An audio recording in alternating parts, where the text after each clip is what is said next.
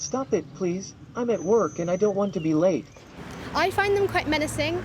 Like, there's already a lot going on. The last thing you need is like a robot zooming towards you quite fast. They're just quite handy, aren't they? It's quite a new little thing, a niche thing for leads to have. I don't like speaking to people, so it's a good way to not have to speak to anyone.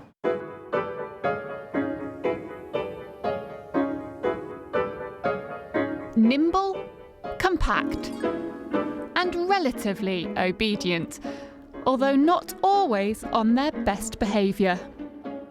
Delivery robots like these have become increasingly common on UK streets over the past decade. From Leeds to Milton Keynes, the machines bring online orders of food and goods right to your door at top speeds of 4 miles per hour. Companies behind the technology say robots can be faster, safer, and better for the environment than deliveries by road. But for some locals living in the trial areas, they can be a bit of a nuisance. I find them quite menacing. Like, there's already a lot going on. The last thing you need is like a robot zooming towards you quite fast. They're just quite handy, aren't they? It's quite a new little thing, a niche thing for leads to have. I don't like speaking to people, so it's a good way to not have to speak to anyone. 50% of the street is like automated machines and half of it is people trying to just get around them. I'm like, sorry, somebody squeezed past your robot. It's our street. It's our street for humans. A government consultation into whether to bot or not is underway. There's currently no national framework for the use of autonomous delivery robots, but ministers are considering legalising their use across the UK. Stop it, please. I'm at work and I don't want to be late. Some charities are concerned about how this could impact vulnerable road users. Excuse me, would you please let me pass? We think the people worst affected are those who are visually impaired, wheelchair users, and then parents pushing prams, particularly speaking about disabled people, of which many of them tend to be elderly. We actually know that obstructed pavements lead to people making less walked journeys, which can breed social isolation. Starship Technologies, the market leader in robot deliveries, says it puts lived experience of disability at the heart of what it does and works with disability charities to improve designs. And the Department of Transport says whilst it welcomes innovation and advances in technology, it's vital the safety of pedestrians and vulnerable users is put first. But with more than 10 million humanless deliveries already completed worldwide, has the robo takeover already begun? Katie Roberts, BBC News. The robo takeover. We're joined now by Lisa Johnson, who's Vice President at Starship Technologies, which designs and operates delivery robots, and also James Barber, the Interim Chief Executive at the organisation Transport for All. And I think we've got another guest as well who's joining us this morning. I believe so. Here we go. Making his entrance. Navigating the ramp. Ooh. The suspense. There we Excellent. go. There Perfect we go. parking. Good morning to you two. Good morning. Good morning to the robot.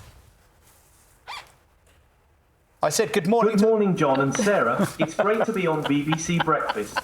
It's great to have you too, Mr. Robot. Thank you. Well, I feel like I'm on tomorrow's world. They'll play back these clips in years to come. Remember when this was a novelty?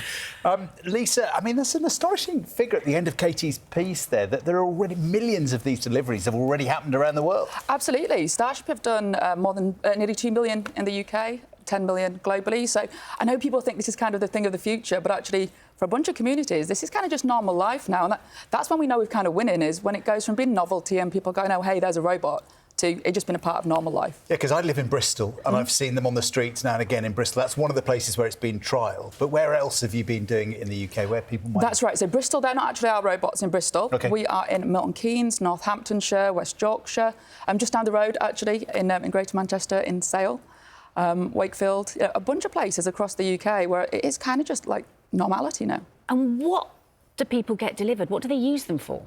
So the top delivery in the UK is actually milk. So quite often it's top-up shopping. Because if you think about how delivery's changed and grocery shopping's changed over the last decade or so, People increasingly want small amounts of goods, they want it quickly, and that demand has just exploded. So the question is, like, how do you meet that need that people have? And so that's what the robots, that's the gap in the market, really, that the robots fill. So quite often it's milk, bananas, it's that top-up shopping when you've got the kids home from school, you've not got everything that you need for tea, so you get the robot to bring it for you. So, James, they're filling a gap, but they're also filling the pavements, aren't they? And for that reason, you have some concerns. Yeah, so at Transport for All, we are a national disability organisation representing the disabled community, and one of our key issues is around the regulation. So at the moment, there is a lack of regulation around delivery robots, and as a result, we have some real concerns around safety. Our members and disabled people across the United Kingdom are saying that ultimately these are delivery robots that are taking up large spaces on already congested pavements, and we feel very closely that disabled people, and indeed everyone, should own the pavements, and people should always come before delivery robots and other potential barriers that could arise. I mean, is there a balance, presumably in the same way that people who aren't maybe as capable of walking, actually having that as a way to deliver to them, that is helpful as well? There is a balance there, is there? Absolutely, and we fully accept that there are also some benefits to them.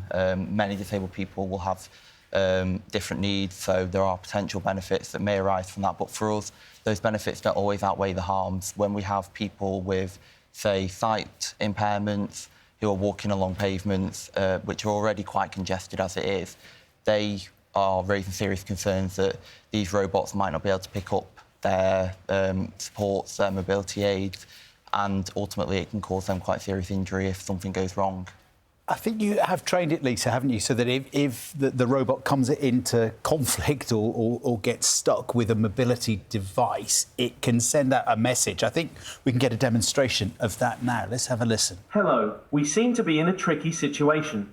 Don't worry, I've asked for a human to help remotely so you can be on your way as soon as possible. It should only take a few seconds.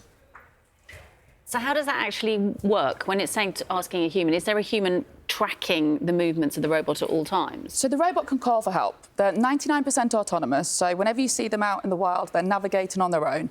But in those rare occasions where they're like, actually, I don't know what to do here, or maybe I need a little bit of help, they'll just call a remote human who'll go, OK, I see what's happening. I'm going to give you a little hand to help you out. And so last year, for example, in the operating areas we've got in the UK, we identified around us around 23,000 mobility devices or wheelchairs.